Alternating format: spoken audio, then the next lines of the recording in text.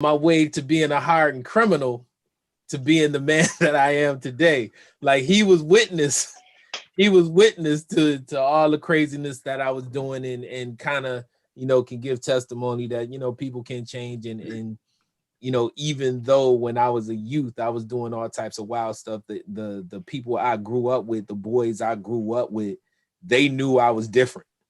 Like they knew I had something different in me. Yes. And yeah, so this brother right here, Andre, tell him about yourself, man, and who you are, and okay, my name's Andre Green. And like my brother said, every city have their faults and ghetto and things, the young youth get caught up in. But we're from a town upstate New York. Everybody here in New York, they hear New York City. But we're like an off borough from New York City. With anybody in New York State know, when you hear the name Rochester, New York, they know. It's not like we compete with New York City, but trust me, they know that city rings bells. And as like Gerald said, man, when we was young, man, like a lot of us, like myself, my mom was single parent, so it was easy to get in things, because when you don't have structure in your household and your mom is the breadwinner, she's the everything, the young men seem to go left without mentors like what you doing, brother Jacoby. That's awesome, man. We didn't have that kind of stuff growing up, mentors, cats looking out for you. You know who looked out for us? The dope pushers and the pimps. Those was our mentors, you know what I mean? In the gangs and all that. Those was our mentors. So like Gerald said, we could have easily went left. Easily. It was so hard. We had ourselves in so much. Believe it. And like I say right now to this day, man, I'm so proud of my brother, man, because not for nothing, you see him now, he could have been doing 25, man. Easy. It was easy because not saying that I wish that on him, is the stuff and the activities we was involved in at a young age. We were throwing our lives away young, you know what I mean? But we was wise enough to get around other people that was fulfilling their lives, and our parents and other people in the neighborhood. Like Gerald's father was like everybody's dad. When we saw his dad, everybody throw their rocks and hide their hands tight, because he was like the sheriff of the block.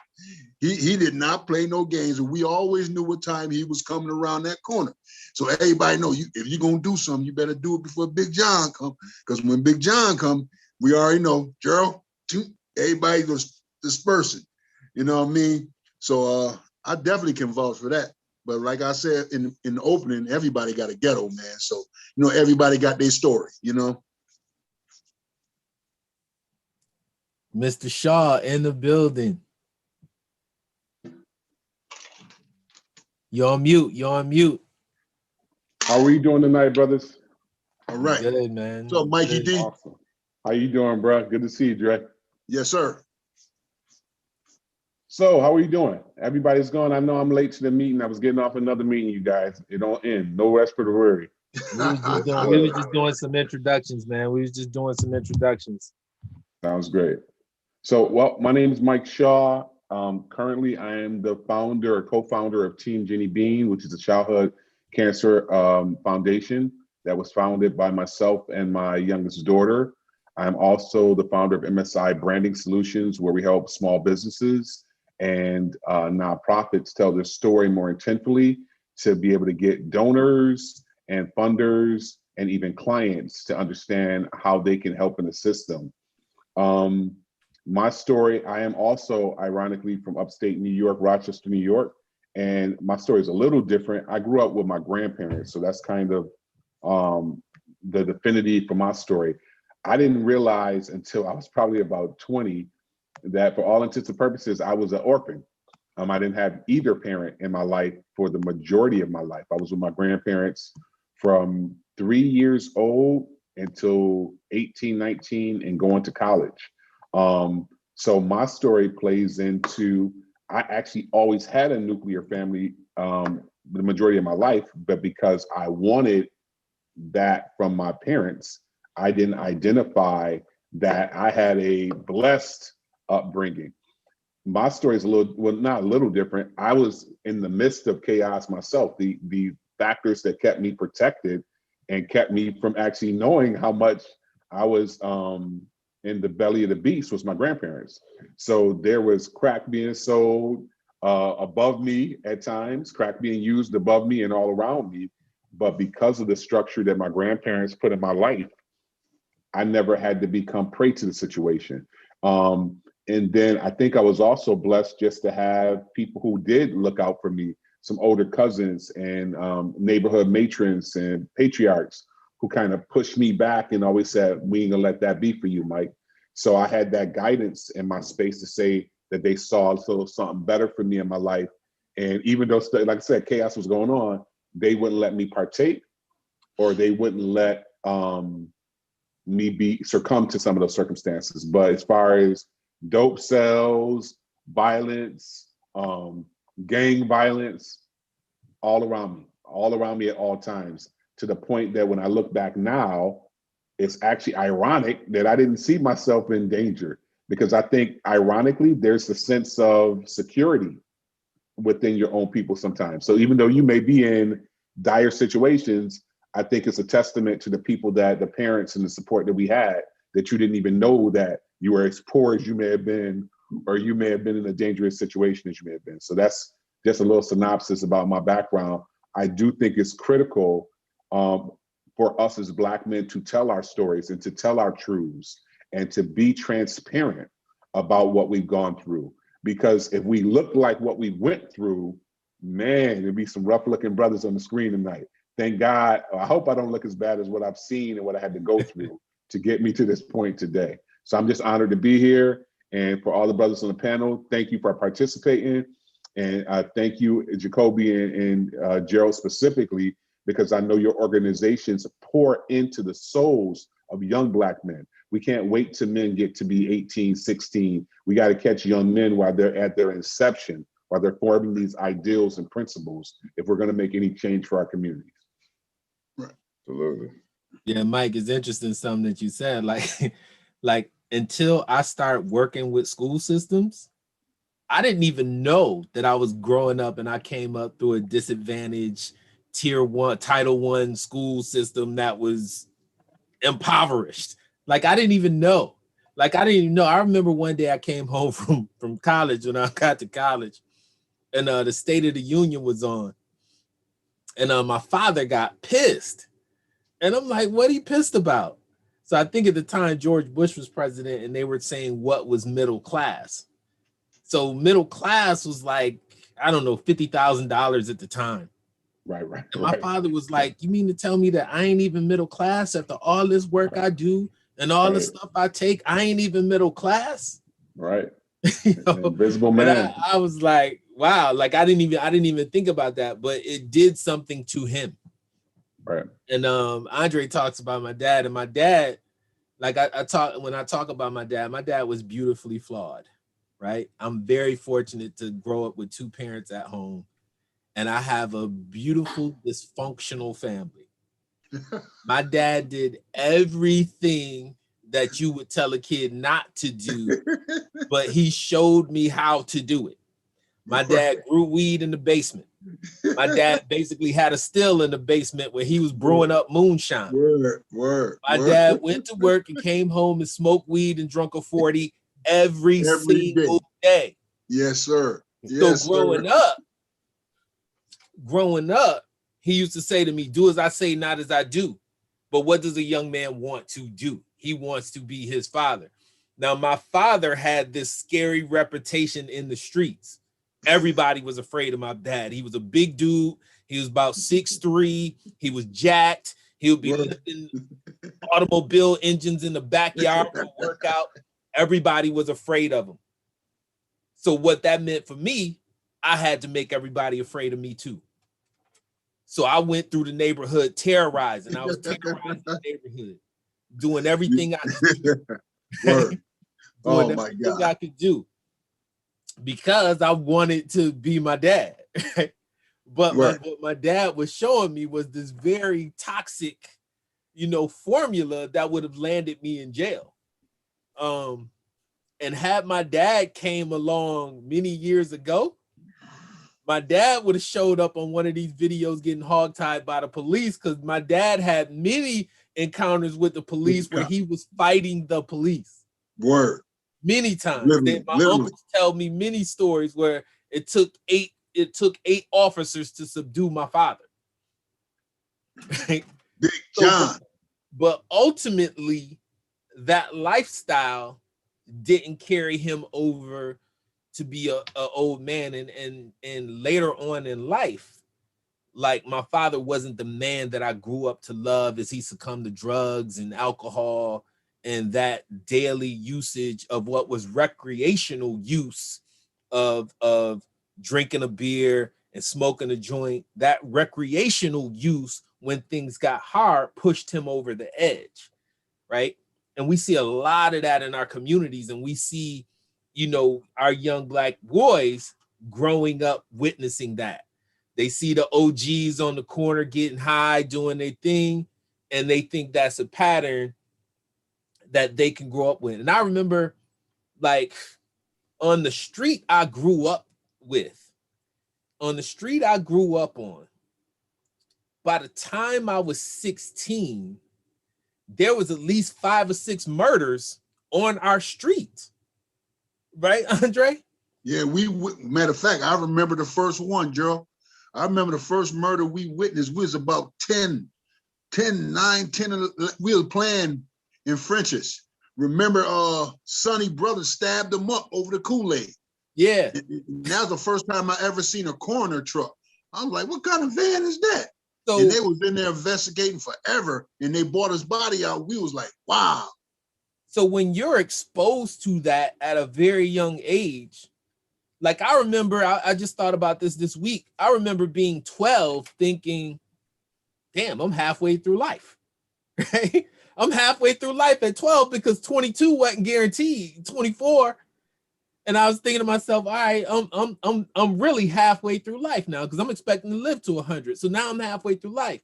But most young Black males in Chicago, in New York, in Atlanta, in Houston, in LA, when they 12, they thinking they halfway through. So if I'm halfway through at this point, I'm going for broke. Or the ideal that it's nothing to lose. Right. What do you have to lose if you, a sense of hopelessness? So it's funny that you make the point about your father, because that was the same thing I grew up in my family. It was a couple things. You didn't steal in my household. You didn't lie to your parents. And when it came to, like, girls, so when we talk, I'll shift a little bit about having multiple women or womanizing their baby. You didn't get caught. So that was what I was taught. I was taught, don't get caught. Right. So it's hard to take that perception or that mentality that was deeply ingrained. It was almost a status quo. Absolutely. That you could have a couple women, right? Absolutely. So when you take that perception and you say, well, that's wrong. That's womanizing. That's sexism, which, again, I agree with at this point. But when you weren't raised with that, and that wasn't the normal. When I saw my uncle, where a woman would come in one door, and I'm not to demonize them, because they work with what they had at the time too, right? My dad tells me stories of coming up. Our families are from the same area, South Carolina. And my dad tells me that when they were kids, my grandfather was a sharecropper, and they didn't go to school until November, because they had to work the field until the crop was harvested, right? And they didn't have shoes until November, because they didn't get paid, or my grandfather didn't get paid for sharecropping until the fall. So they couldn't go to school because they didn't have shoes to go to school either. So some of these things that are ingrained in our culture that You went mute, Mike. Something that is random or just came about, it's deeply, deeply entrenched. And it's been going on for centuries. And we're not going to change them overnight, I guess is my point either. And especially when we have systems that are put in place to work against us, to keep us suppressed or to keep us in the state of arrested development. So I think that Jacoby and I were talking earlier, and you say this a lot, Gerald, and I actually was telling Jacoby, I borrowed this ideal or concept from you, that whenever we talk about the state of Black men, we're actually talking about the state of the Black family. Right. Because there is no Black family without strong, stabilized, able contributing Black men who are allowed to contribute and not a part of the prison pipeline and not a part of homelessness and joblessness. So everyone under the sound of our voice, this should be a really big deal because there is no Black family without Black men, and there is no there's no nothing. So there's no Black family. We have what we have right now because this is all a product of the fracture of the Black family. Right. So, I like to chime in on that. Like I said, like Gerald, I grew up in a two-parent household, but I was blessed. There was a period where my biological father wasn't there until later on in life, in which now we have the best relationship. So there was a period where it was me and my mom, my granddaddy, and my grandmother. My granddaddy, I still look up to him until this day as my hero. Like he used to do any and everything. That was like the big Christmas gift. If I wanted a big Christmas gift, I would go to my granddaddy. That's what I remember. And I remember having such a strong village around me to where that I was always, I always had such, like, the neighbor next to me knew me, the neighbor across the street, the neighbor behind me. So I grew up with the sense of a true village. And even when my stepfather came, and I always commend him until this day for raising me up to and accepting my mother with it was only me. And for me until this day, I always commend, but I look at today's men and I look and it's scary. What I mean by scary is I had a young lady, had a conversation with the young lady, and she was saying how she got all these different men doing X, Y, and Z. And I'm sitting here like, you not doing anything with them? No. And I'm sitting here thinking to myself, have us as the Black men, we've stooped to that low to where now we just really truly deminimizing ourselves to the point now we don't have that alpha male type of self-esteem to be able to attract opposite sex. We just spending money just cause. And that's, for me, I look at all these great men on this panel is we're like a part of a dying breed. And that's something that it has to change. Like I said, to hear conversations like that tells me like we as the mature generation, we gotta be able to reach back to our young men and just listen, guide them the right way. I know they're gonna state like, y'all are old, y'all know y'all talk about, but they have to understand from our level, we understand the road they may travel. They may not understand it now. Like I tell my boys in the group, y'all may not understand right now. I give y'all 10 years down the road, it's gonna come back to y'all like, you know what, Jacoby told me this. I'm like, but sometimes 10 years is too late. You might right. have ruined your whole life by then. And that's where we at. Like, if you get to 20 and you don't have a high school diploma and you decided school wasn't for you, you done had a couple kids by then, by two different women, like, and your outlook on work is a $8 an hour, whatever minimum wage is in your state. And when you do work that job, now you got two baby mamas, and your whole check for that little bit of piece of money that you're gonna make is gone.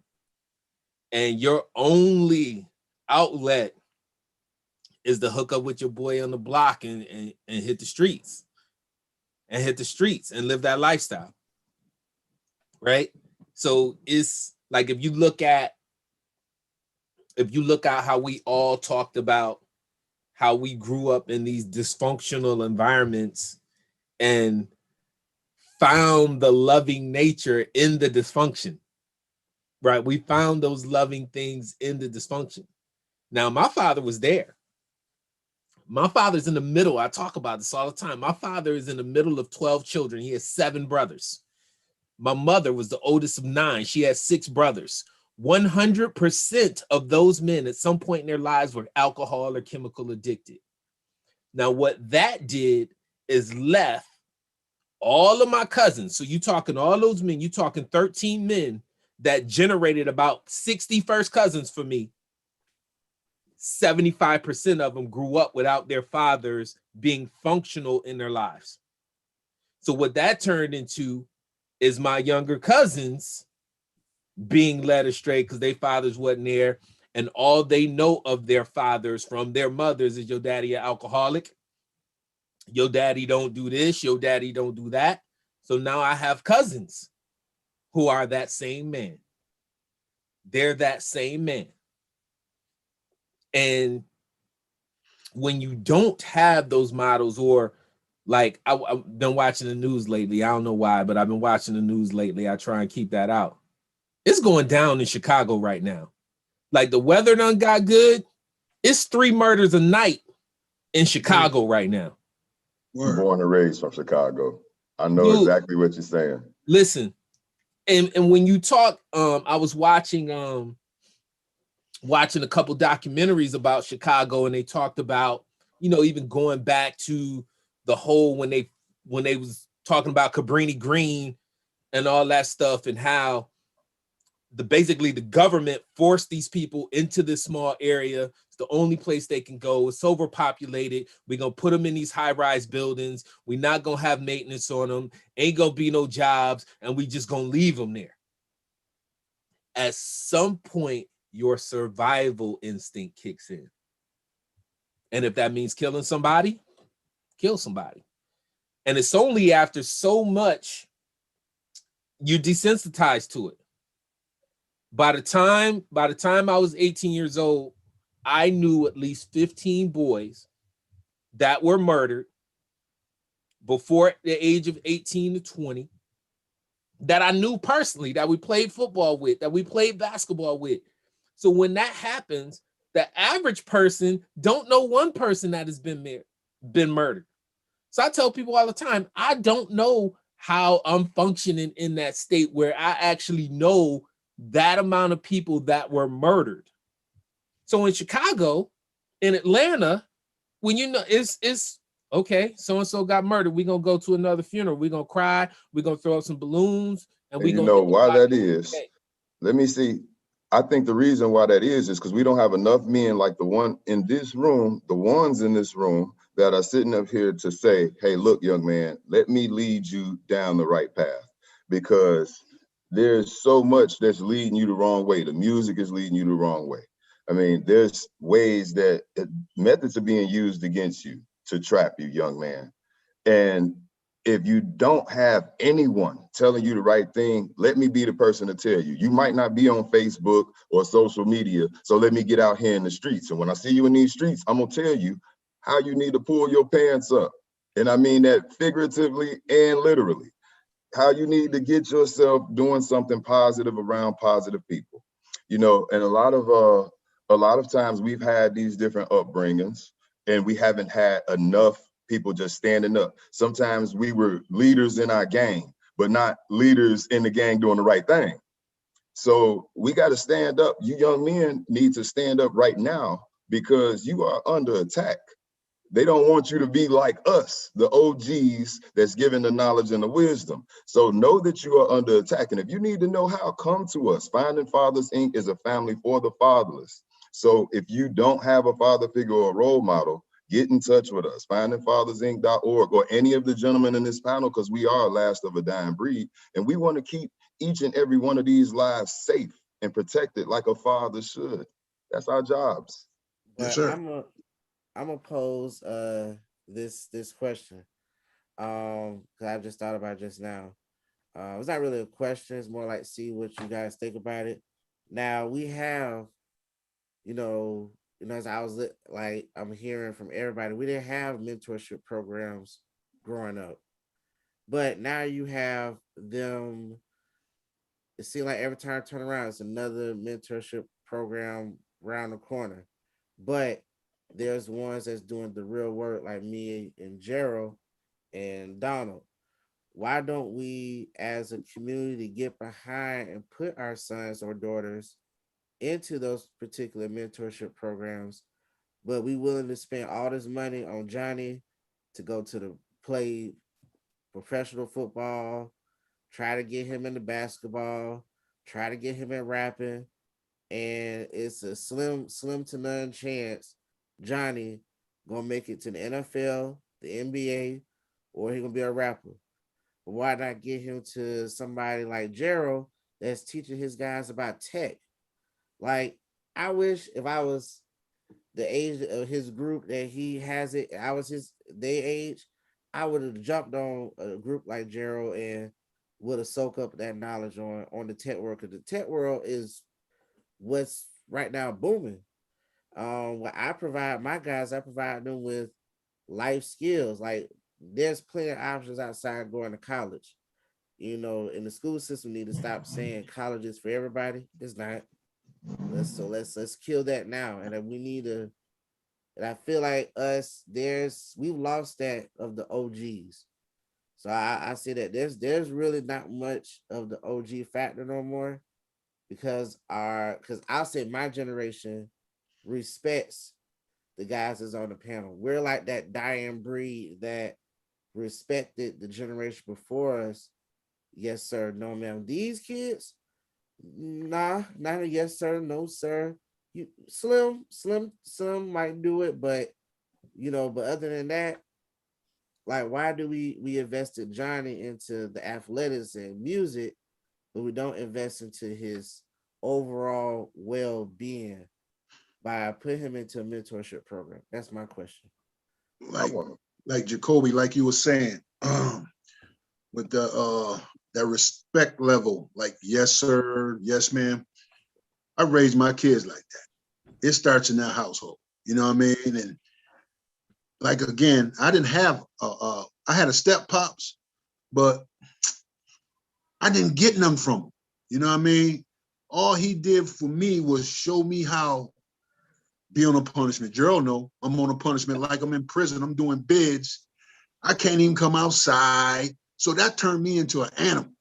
You know what I mean? Throwing me in the room when I come from school. I got to go in the house. All my friends outside playing. It's 80 degrees outside. I'm in a room. So that triggered my mind to turn bitter and turned me into an animal. So when I got older and got out there, and Gerald can vouch, when I got in the streets, I was an animal. You know what I mean? It was like devour mode, because that's how we grew up. That's how we grew up. Even with athletics, I always had a chip on my shoulder when I played basketball. And that carried on from my childhood, going through a lot of mental illnesses as a kid, you know what I mean? And that really stripped me a lot, because I didn't have that structure and I didn't have that support that I really needed. I could have probably been way off right now if I'd have had that support that I needed. You know what I mean? And these young men out here today, like I'm just speaking from my city, a lot of them are lost because nobody never poured into their lives. You know what I mean? Nobody never just, like you said, took them in and like, yo, you go this way. The reason why is that they're scared of them. You walk up to a kid around here now, you don't know if he gonna pull out a pistol, or you don't know what he gonna do. So a lot of men are like, yo, I wanna say something, but I don't know what this young cat gonna do, man, because they taking names around here. You know what I mean? They taking names around here. These young boys are taking names. They don't care. They mad. Their mama on crack. Their daddy on crack. Nobody don't care for me, so I'm gonna take mine. You know, I think that the problem is us as fathers and leaders of the family and role models and protectors, we not taking that job serious enough to where we're regulating what comes inside our home. And the reason I say that is because of this. The American culture is seeming to give us everything bad. Look at the stuff. You can hold up a Bible and then you can hold up a newspaper. Total opposites, polar opposites. The things that our children are being marketed is violence, death, incarceration, drug and alcohol abuse, poverty, killing, all of those things is being flooded to our children through every technological mean, whether it's internet, phone, Music. everywhere. Okay, but the father, where's the father at? At work somewhere, trying to hold it down for the family, running this hamster wheel. So you never get a chance to raise your kids at home working for the next man. You got to be your own boss then, so you can raise your own kids. So it's a lot of methods that are in place to keep us as a community struggling, which is why we as men have to step up and communicate to each other and to our young folks. Like our young men, I hate to be long-winded, but I want to tell our young brothers, respect these young ladies and respect yourselves. You shouldn't be a young man not properly grooming yourself and not treating women with respect and finding out more about them other than their looks. See, I'm gonna have to be that father figure and leader and role model to step up and say things necessary for our kids to do what's right. Because right now, media is in their ear more than their fathers, more than their mothers, more than father figures or anybody else. So we gotta take control of our household. You know, men always wanna be overzealous. Oh, I'm the man of my house. Take control of your household and stop letting the enemy in your house, because they damaging your kids. Your kids can't even be safe inside the home. Yeah, for those men who are in the home, I think what we have today is 75% of households are led by single parent moms. 75%. So that means we have 25% with men in the homes, and that's a small percentage of children. Yeah. Right. So usually in those households that are led by 75% single women, you're talking multiple children.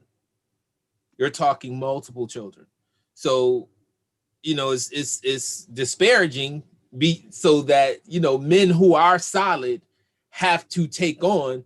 I got about 50 kids. I got about 50 kids when you think about who I'm parenting outside of my household. Oh yeah. And I think, you know, as brothers, we have to parent and have to learn to parent and be the extension for a lot of these single parent households. Like, women have held it down to as much as they can do. And unfortunately, women have also been a part of the problem, right? Because there are a lot of women that if we can't communicate together, I'm not going to allow you to be a father to this child. And that happens. Like, we have to acknowledge that happens. So when that happens, and we have men, and this happens really young, and we have men that are not, they don't have an attachment to their children. So if you haven't been around that child to develop an attachment for that child, then it's easy for you to walk away as a father, because you don't have that attachment, and all you become is a paycheck. Then, you know, that's a recipe for disaster. So now you have a young man who knows that there's a father that exists, who don't want anything to do with me, and whether that father does or does not, depending on the mother, in the young man's mind, my father abandoned me.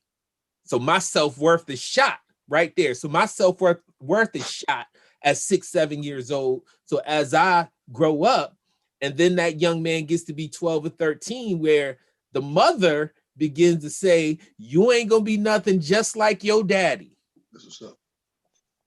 Right? You just like your daddy. When that son starts showing signs of his father, unfortunately, we have some women who, you gonna be just like your daddy. Now, this kid has something in him already. He's missing that father, and he's been told that his father's nobody, nothing all his life, and he knows that he is that man.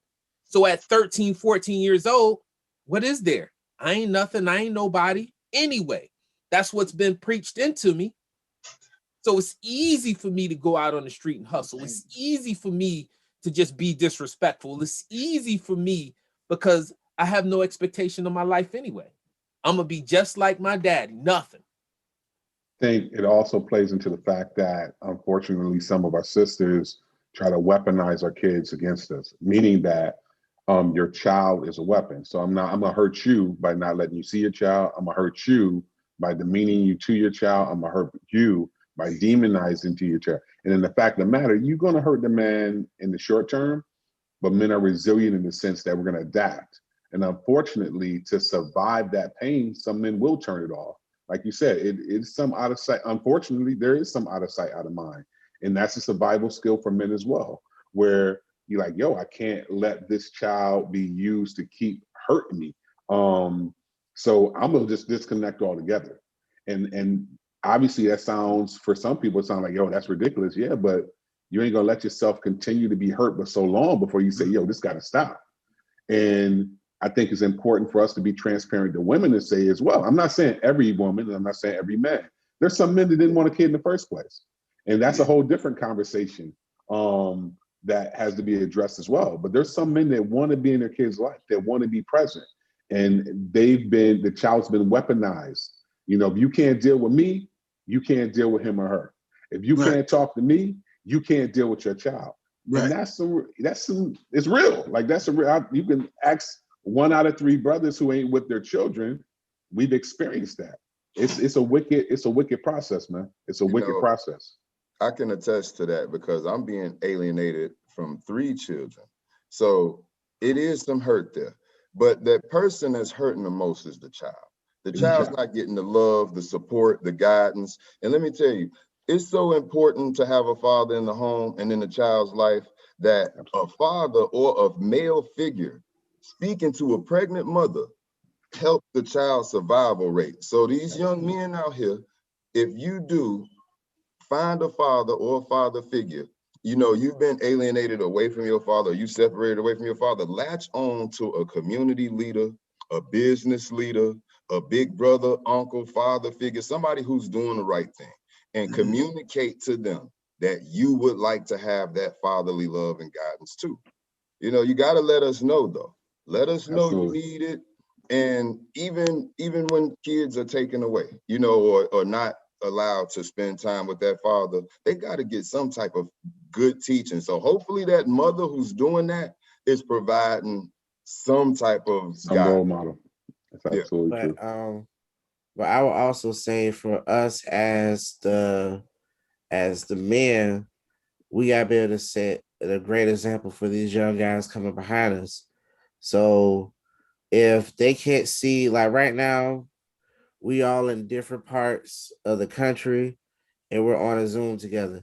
This is the start of something big because they have to our young men have to see that we all can get along. We all may not know each other, but we're on this platform and we believe in it. We came here to support a vision. We're here to want to be able to be a part of that change that we can see generations after generation of young men. When they become our age, they can pass on wisdom to the generation behind them. You know, we have to start, we know what happened. We dealt with slavery, we dealt with Jim Crow, we're dealing with stuff now. We know that's a given. But we can't for so long keep crying, oh, woe is me. Right. We can't keep saying like, oh, the system against us. What I'm gonna do? Get creative. We as a culture, people peel off of us. It's not the other way around. They peel off of us. True. Like our talent is peeled from us. So we're a resilient culture. And I feel like we forget that we're resilient. We have the strength. We come from kings and queens. Yes. So, like with my guys, they like to use the N-word. And I'm like, okay, why I know it's a kind of taboo topic with the N-word, but I'm like, why do you use it? Do you know what it derived from? I know what in the music is good, but then you have other cultures that want to use that as that word, but it's taboo if they say it, but it's okay for us to say the word. Right. So what are they supposed to do? And even for our guys, we got to be able to hold women to a standard. yeah, the Instagram models, okay, that's appealing to the flesh, but that gets old. Yeah. What about your mind? What That does get old. That does get old. Hey, Jacoby, I was just laughing, right? I didn't mean to cut you off, Gerald.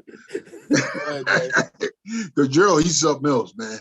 And I remember, Jacoby, you said that we give the other culture a pass. It's like taboo. When we grew up, they wouldn't say that because we grew up in a diverse neighborhood.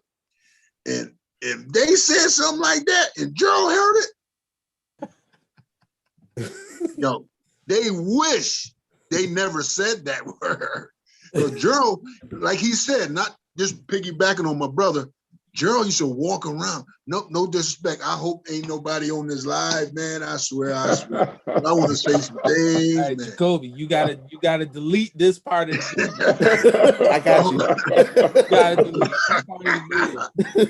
One thing about one thing about him and us watching his, I don't even know how to say it, Gerald, but I don't want to get in trouble on this thing, man. But Gerald father raised us up not like them. And when we saw them, it was over. They didn't even have to do nothing. It was on. You know, it was on like they said something to us. We'll see them, we'll go cross street, tear them up, bang, bang, bang, bang, bang, bang, bang, bang, go about our business. And that's what, like he was saying, his father said, do as I say, not as I do. We picked that up. Like, how he gonna tell us that and da-da-da-da-da? You know what I mean? My father would come home every day, the man. So in my mind, if the man is doing all this stuff to my father, I got to do something. I got to do something. So it was at the point where I was just non-tolerant of white people, period. Word. Period. Like you couldn't, that's why in school, I couldn't do good in school. I never had it. All my teachers was white. So I couldn't take nothing from them because my father came home the man. So in my mind, you the oppressor. Like I can't even let you educate me. No, that's it's funny you say that, Gerald, because I had the opposite experience growing up. My grandparents being from the deep South, my grandmother instilled in me, and I'm not embarrassed about it, but sometimes I'm bothered by it because she instilled in me that fear of, you better not say nothing about the white people. Don't say nothing to white people now. Don't come out your mouth the wrong way. And what it put in me was this docile approach to how I interacted. And it took me a while to break out of that mentality that I didn't have to. So for instance, you see a situation where it's a white kid in the neighborhood sometimes. So contrary to what Andre said, I've seen the opposite. Again, I've seen exactly what you're saying, where going to Edison, where we would have those end of the year days. We had race riots. We had a full race riots, man. Literally race riots. And that dude come through with his little Camaro, his little chopped up Camaro, because he gonna paint it in the body shop because we went to a technical high school. And he get out his car because somebody threw an egg. And it's like, dude, don't get out your car. And literally get out his car to turn around with the mullet, like, who threw the egg at my car? And it was it was like hornets. Like, you almost, I mentioned it to say that, but we in many ways will fall in line to save that person, support that person, or don't hurt them, where that's not done for us many times. And growing up with my grandparents and coming from that damn near short of, excuse my language, antebellum South, where they literally couldn't say something because you'd be murdered. Like you literally be murdered. It wasn't just, I ain't tough. It's like, yo, you say something, I'm gonna kill your whole family. Right. So knowing now where it came from, I have a respect for it and empathy because none of us for the most part, ain't never had to face what our elders had to face in the South in the 50s and 40s and 30s. We never seen nothing like it. We hear stories of it, but to imagine that you had to pretend 24 hours a day just to make it home, and it was beyond just making it home. Because even if you made it home, they come burn your house down. Right. They come kill your whole family. So I mentioned it to say that I grew up, when I got to college, though, this is where the term, when I got to college and I started learning about my history, dude, I was angry as hell.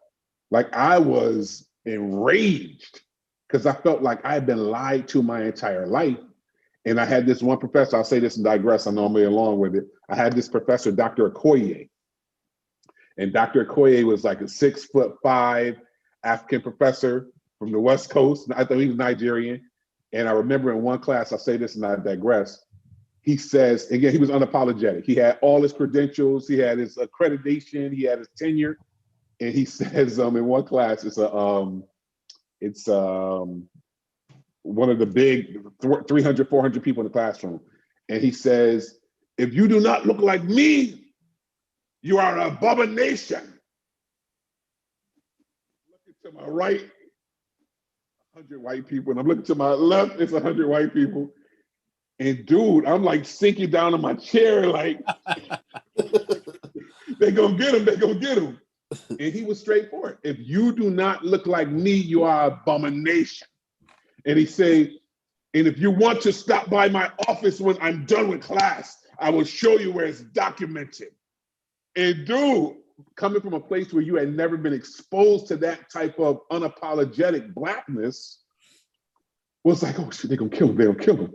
And I remember he would say clearly, I have more education and more training than the professor of the university. And I talk to him every week. So tell him I told you to come and see me. And dude, I'm just saying, I know you got your own story too, Gerald. To see that unapologetic blackness in full form just lit something on fire in me to be like, hell, I ain't never apologizing. I ain't never. And I think that truth is another thing that our kids, especially our young black men, they need to know their truth. They need to know their history. They need to know by which they come and where they come from, because it would change the trajectory. Right. And that may sound a little corny and whatnot, but it would change the trajectory if we knew the greatness that we come from. And I say this on last note, when I talk to my friends who've traveled to the continent of Africa, and they say when you get off, there are certain lands you can step on the land and you can literally feel the energy through the ground. You can feel it through your feet. You can feel the energy, the connection. And I think, Gerald, you told me something similar when you went to Africa a couple of years ago, that you literally can feel the energy of the people, this energy that is in all of us. It is innately in us. And a lot of us are doing things, especially when we talk about young people, they don't know where they come from. They don't know the connection that they have. They don't know the blood that runs through their veins. They don't know the DNA that runs through them. And I think it's our responsibility also to educate them and try to connect them to it. So I digress. Good point. Yeah, I think we do. Like when we see, like when you talk about Africa, like when you step on the continent, we the majority. We the majority. It's we the majority, right? There is no fear. We the majority. Absolutely. When you look at our inner cities, we still the majority. Majority, absolutely. But we're confined to this small space with the belief that we can't step out a certain boundary without being targeted. Absolutely. Right. Well, so if you in Chicago South Side, you're bound by a certain area that once you step across a certain boundary, you're a suspect. In DC, you step out of Southeast DC, you're a suspect. You know, in Atlanta, in certain areas, you step out, you're a suspect. So being confined to those areas is kind of crazy too, because you virtually in prison where you live. It could be dangerous like that. It gets bad, you know, especially when it comes to the whole race situation, color situation, as well, you know, as the extra legal force and harassment that happens to our young black men. But we don't want our young black men to be afraid. We want them to be bold and be strong, but be bold and be strong in doing the right thing.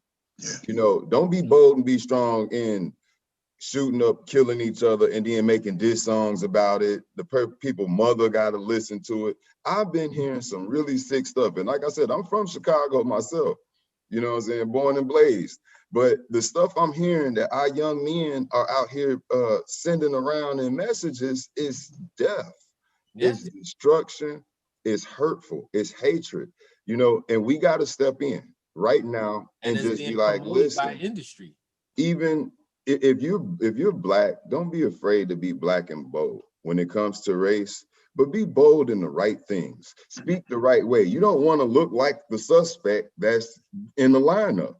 I'm not going to look like that. If I have to put a suit on rather than, you know, buy a $200 pair of Jordans, you can spend $200 in Men's Warehouse. You're not going to look like a suspect doing the things you're doing if you're doing them the right way. Be bold and be strong in what you do, but do the right things with your time, energy, and effort, because you're sending the worst messages out here. It's hard to protect y'all when y'all making yourselves targets. You got to be safe and be smart out here. Yeah, I agree with you on that, man. I was talking to my son and I said, listen, I showed him this picture. It was these two kids, two teenage boys who had just killed another kid. And I showed him that picture and I was like, yo, sat my sons down, like, who do these boys look like? They look like us. And I was like, so being in the city, the kids was in DC. So I was like, so right now you're a suspect. So if these boys was out on the run, you're a suspect. Now, the difference is when police roll up on you or somebody roll up on you, can you use language to talk yourself out of it? A lot of our boys can't speak well. We can't speak well enough to talk our way out of situations. Because we can't speak well enough to talk ourselves out of situations, situations become hostile because your inability to speak makes you frustrated and makes you elevated, which makes a hostile situation. And no matter what you're dealing with, just because you can't communicate. Right. That's like last week, right? Pardon me. Go ahead, brother. No, you go. Like last week, we had a kid. He wasn't a kid. He was like 23. The police killed him here in Rochester. But I looked at that over and over and over again because I'm a part of these guys. You know, if we stand up, we stand up. When right is right, is right. Not knocking this situation with the RPD on this one. One thing the RPD said, he's told him, get your hand off the gun and reply. If you don't comply, we're going to shoot you. So they kept saying, they said it like 3 times. So the young man, he just got fed up with it. So he opens up his door with the gun in his hand. The cops ran behind a house. All they said was, comply, drop your weapon. Over the loudspeaker, he would not drop that weapon. He held it in his hand. He's like, I ain't go. So what else you think they're going to do? They want to go home too. Now, I'm not getting on their side, but I'm just saying, they want to go home too. You can make it easy. You're already going to prison, bro. You got to load a pistol. You got dope in the car. Just eat that, go to prison, get your mind right, come back home and start a platform. No, you want to go out, like my brother said from Chicago. Everybody wants to go out like a gangster now. You know, everybody wants to go out a gangster. You're dealing with this rap music. One thing about the rap music, it's not controlled by the big industries no more. It's not dealing with the labels no more.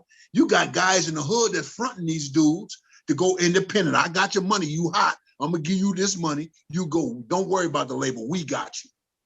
So you gotta spit that fire you see us doing and spit that fire where you from. It ain't about the labels no more. The labels are gone. You got guys in the hood supporting these guys with that music now.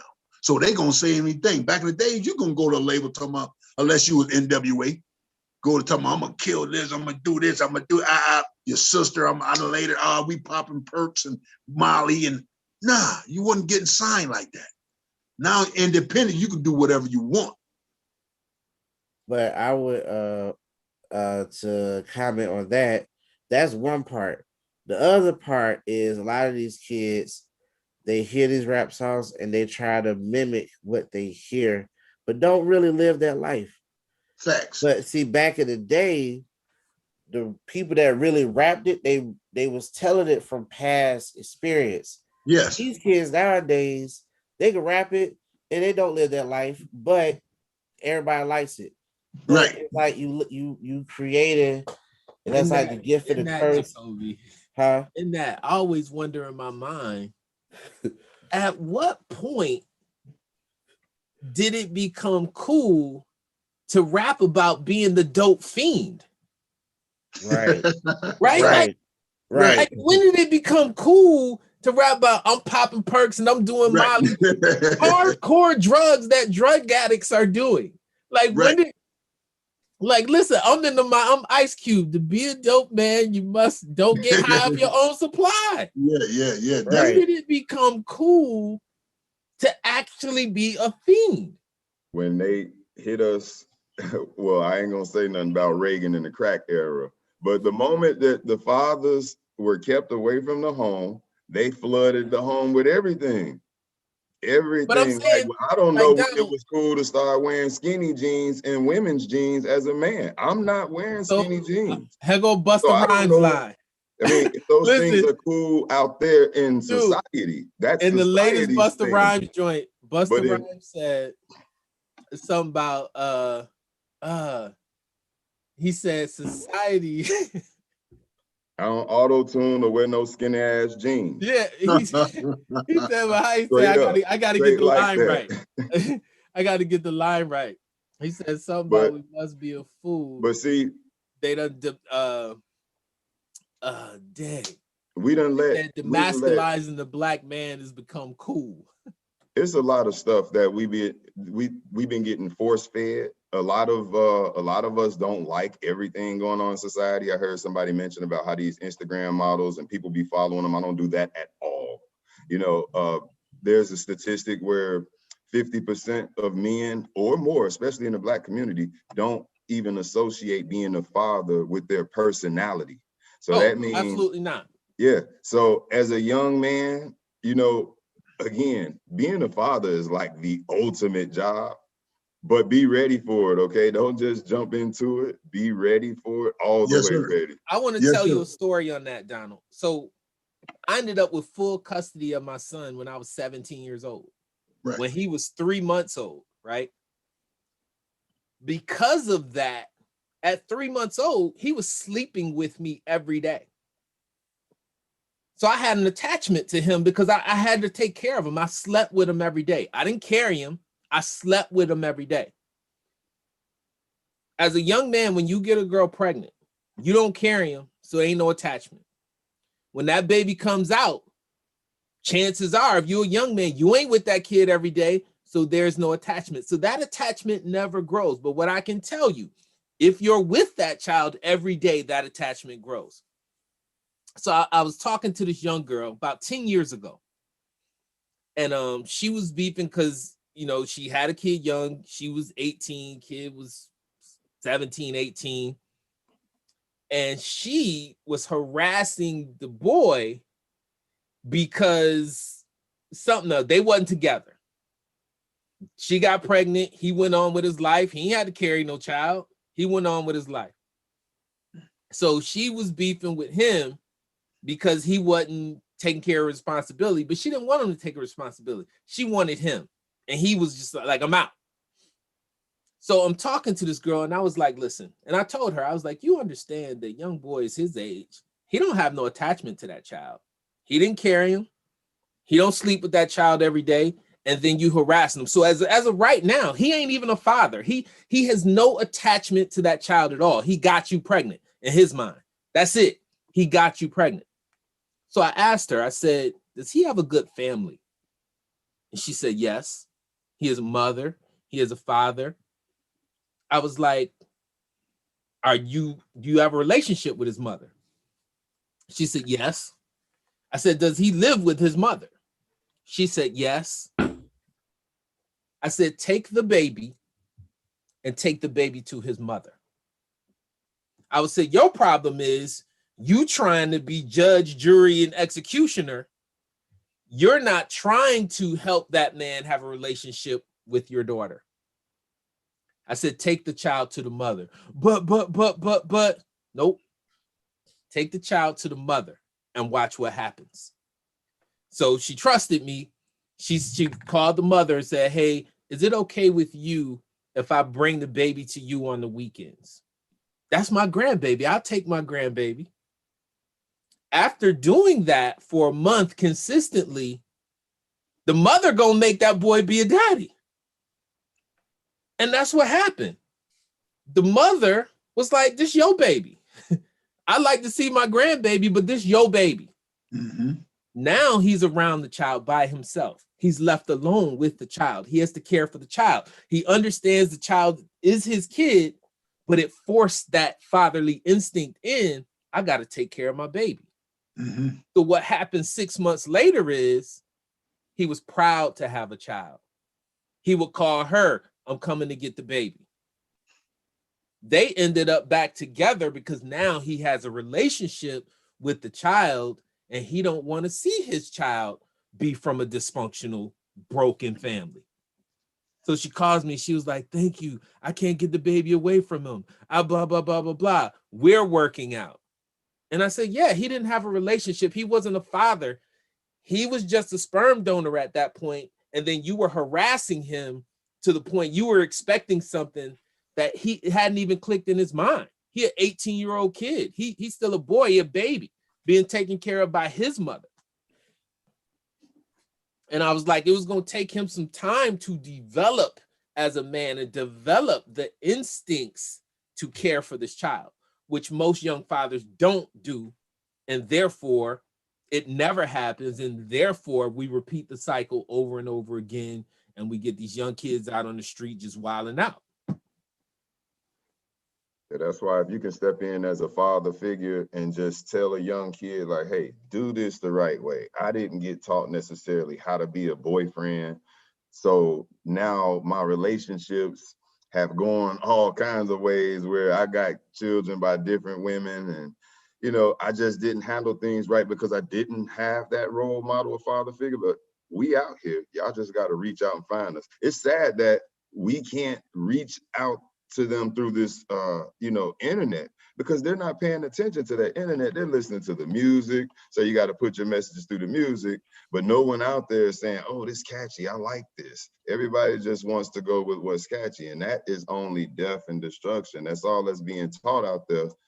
If we as men start giving them some of those good principles and things we learned growing up from those people who did pour into us, then we can save these children from just, being wiped out, because they wiping themselves out, and there's plenty traps for them.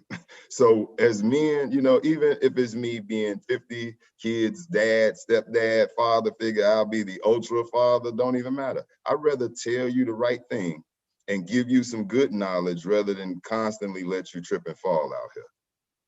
We got but it's gonna take small groups. It's gonna take small groups like what you do, Donald, what you do, Jacoby, and what I do. Small groups working, taking massive action to have, great impact and transformation over time, right? Over time. But what we're seeing and what's promoted, like Jacoby's work doesn't get promoted in media. My work doesn't get promoted in media. What you do don't get promoted in media. So, it is systemic in the relationships that they want us to have, and the belief that no one cares, right? So the belief that no one cares is perpetuated. And if you really want to make change, then you promote what Jacoby is doing. You promote what Gerald is doing. You promote what Donald is doing. You promote what Andre is doing. You promote what Mike is doing, right? But we have to, take that initiative and take that fight to the next level and just keep working, man. We just got to keep working. And I get a thrill out of seeing the young boys come around, and I'm in a very unique position where, my lived experience is kind of just next level. Like when your best friend growing up was one of the biggest drug dealers in your city, like I got a lot of information on that side. Like I can go up to drug dealers, like I know how it works. Like I know how it goes down. Like I was there.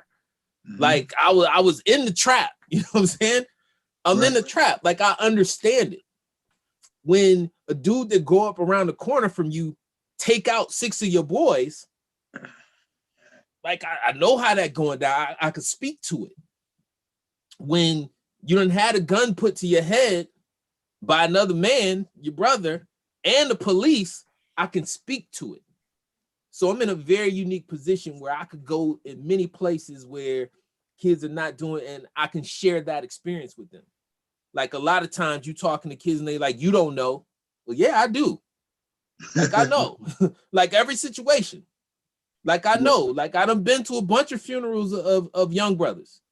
Like I done had the cops put the gun to my head. I done had another brother put a gun to my head. I done been robbed. You know what I'm saying? Like I grew up with kids that was selling major product throughout the city. You know, on the flip side, it is some young kids out here, some young men right now that's doing some good things in the community and being leaders. I got this DJ Key. I got to shout him out because he's going to be at this Fatherless Children's Day convention as my DJ. Young guy. When I met him, you know, I asked him about a DJ. Did he know one? He was like, yeah, man, I DJ. And I was like, for real?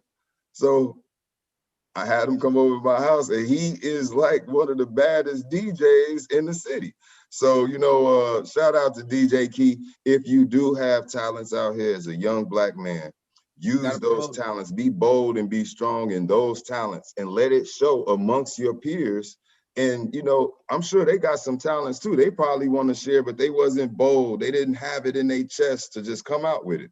So if you show your talents and show it boldly and with strength and confidence in yourself, be the leaders that we need y'all to be later on in life right now. Because, but you know what's cool? What's cool about what you just said, Donald, is that same mold. I grew up with some dudes that was killers. I grew up with dudes that sold drugs. Because we grew up together, once they realized that Gerald had this unique talent and skill as an athlete, they protected me. If I showed up at the house and there was drugs there, my boy would be like, yo, whoever carrying, y'all got to go. Gerald here. Like, we can't let them get caught up in this. When I came home from college and I showed up, called my boy, I was like, yo, where y'all at? I would show up. Yo, anybody holding anything, guns, whatever, y'all got to go. You know, so I kind of, just like you said, once I showed that I had some talent, and I also DJ'd, and the hood protected me. The hood protected me. Andre and them, they protected me. Like I remember I got in stuff when I was a younger kid. I got in stuff, but I knew once I got to my hood, I was protected. For sure. I was protected. And then like we had growing up in the city, because I was a good athlete, I would go play on the other sides of the city, but I had kids on the other side of the city. Yo, he from the east side, but yo, he good. He good. Right. Yeah, he good. Right. So we do have that in us. We have that ability to protect those individuals, and we recognize talent. We recognize talent.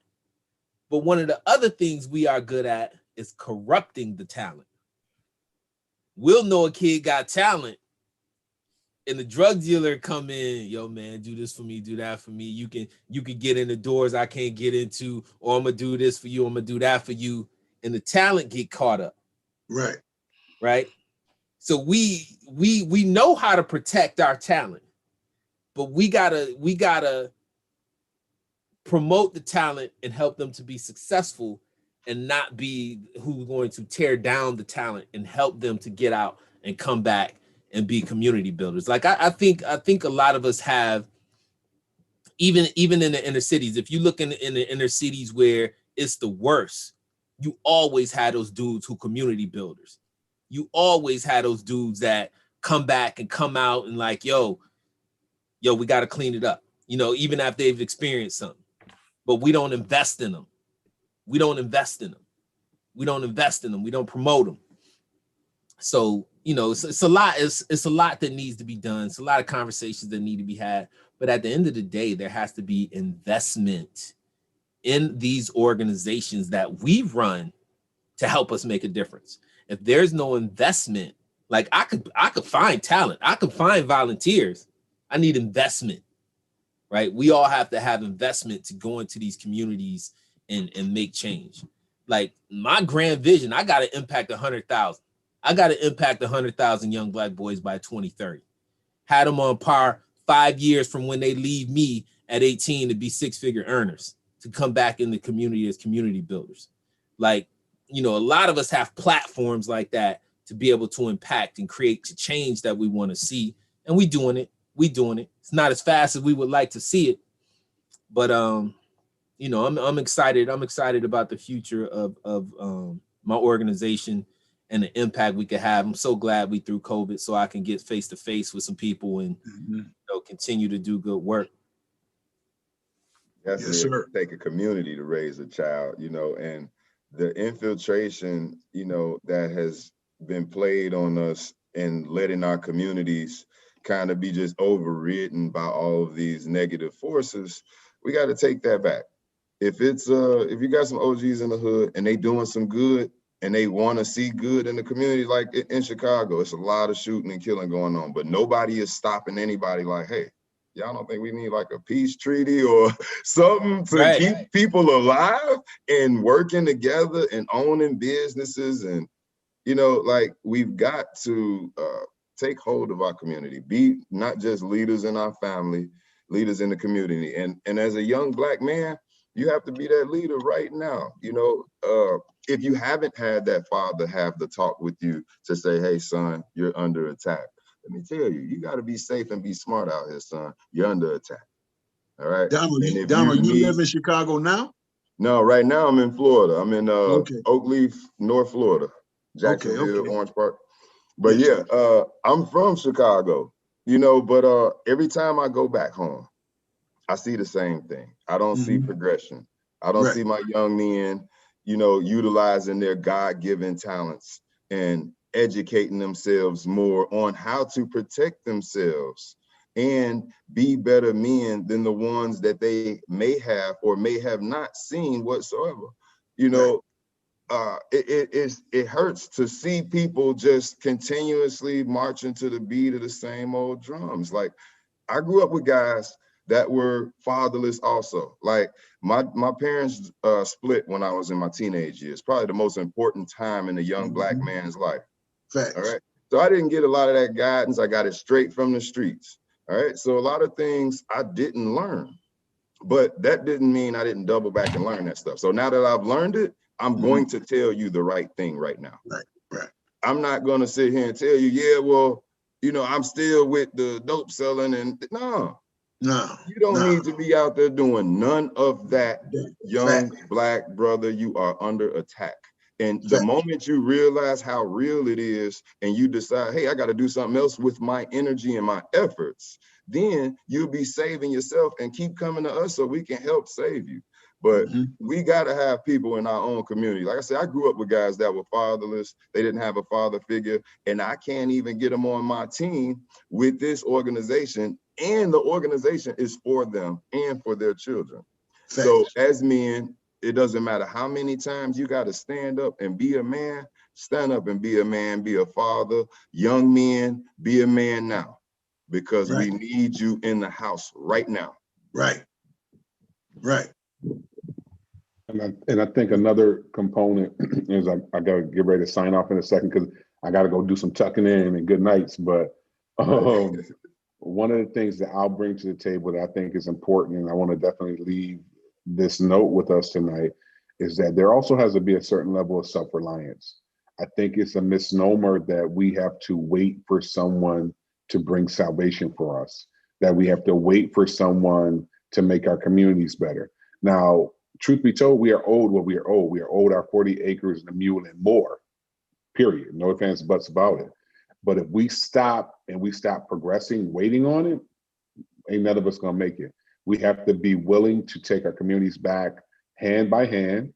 And we gotta be willing to empower ourselves and build our own communities. There's more than enough of us to feed any need we have, financially, socially, mostly we got it. I mean, talk about the spending power. The spending power of the Black dollar is only $1 trillion. And the crazy part is we talk about, which I agree with in most cases, that 95% of our woes come from the Caucasian men, right? But we spend 97% of our money with them. So we got to get self-sufficient, and we got to get self-reliant, and it got to be cool to buy Black. And I don't just mean products. I mean just textiles, services, education. We got to step up to the plate, and we got to say, look, we have way more power than we give ourselves credit for. I guess what I'm saying. When we talk about our dollar, when we stop spending, stuff shuts down. Companies can't run. People can't go to work when we stop spending money, because we are the consumers, but we're not the producers. And I know some of that is historical, that we don't trust us. At the end of the day, we don't trust us.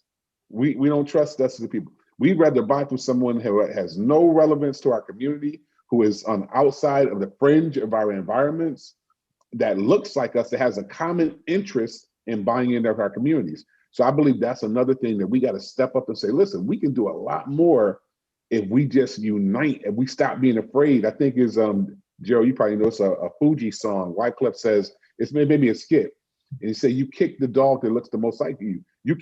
I look like you want to fight me, but the man over here who looks nothing like you, who have no interest, no investment in your community, you smile and you support him all day long. So I think until we start to take the FUBU approach to stuff, a lot of stuff is not going to be changed, because we can't ever own anything. If we don't own it, we can't make change if we don't own our communities. If we don't own the pieces that make our communities up, we can't do anything. So when we talk about the young people, well, our young people, we wear our wealth. We aspire. So when you talk about the rappers and the culture and what hip hop has turned into, unfortunately, it's all about supporting communities outside of our own. It's about making Beverly Hills and China and Japan rich. It ain't about building blocks. It ain't about supporting our own communities. And I think until we turn that corner, a lot of the stuff we're talking about doing, it ain't even about policy. I ain't even talking about policy now. I'm not even talking about loans. I'm talking about just your own community. Buy at that restaurant that look like you. Buy from that vendor that looks like you. Stop being afraid to pay your barber $30. You know what I'm saying? Just real talk, man. And I know it sounds a little cliche, but we got to, man. We got to start buying from our own people. To me, that's one of the simplest things we can do tonight, tomorrow, to change the trajectory. We could cook Chinese food too. But you know, our Chinese people cook soul food. Our young men, though, you know what they buying? They buying drugs. They buying Jordans. They buying alcohol. I mean, this is before you even 21. Yeah, but they still get their chicken wings from the Asian corner shop. Look, but the crazy part about it, even when you talk about the drugs, and I'm not saying buy no drugs, but we not even getting that from us. Right. You know what I'm saying? At the end of the day, what you buying, that perk, that edible, that don't come from us. We didn't produce that. We may be bringing it to the door. We didn't produce none. And I know that's a controversial. All our dollars is going out. All our dollars is still going out. All of our dollars. Every dollar we got is going out. And I just say, and I digress, like I said, I'm about to get off. But this last 6 months, 80% of the income I've made have came from people like me. And I know that's a blessing, just keeping it real. But 80% of the income I've made has come from people that look like me. And that's proof. And I'm gonna be real with you. I'm kind of like, yo, that's proof positive. 80%. I'm dealing with, Jacoby is a perfect example of this. My clients are from Compton to the Bronx. And 90% of my clients look like me. We can do it. We can do it. And we got to show those examples to say that, listen, we can support we. Usually, I know broken vernacular, but we can support we. But it got to start one by one. Like I said, I support my barber. I buy anything. I had a lady tell me this today. I hate to go on and on, but I think this is valuable. I had this lady tell me today, one of my clients, and she was like, I buy everything black.